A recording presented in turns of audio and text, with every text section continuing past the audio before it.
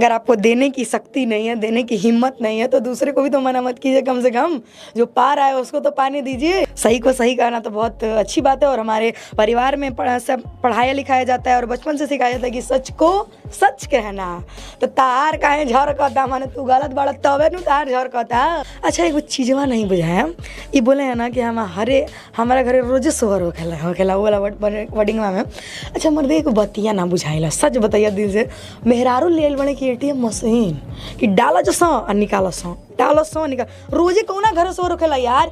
अगर गायो बच्चा देवेली तो 9.5 महीना में देवेली। ये जो कहते हैं ये बहुत अमृत बरसाते हैं, और लोग जो करते हैं वो बहुत गलत हैं। ये नर्मदा मल्ला जी को अपने भोजपुरी में दिखाते हैं, वो गलत नहीं है। हमारे भोजपुरी में बहुत अमृत बरसा, अरे स्वर्ग की अप्सरा हैं, उनके शरीर से खुशबू महकता है, उनके चरण स्पर्श से आदमी का तिलक लगा ले तो साला वो धन्य हो जाए। नर्मदा मल्ला जी का वो भोजपुरी में गलत नहीं करते।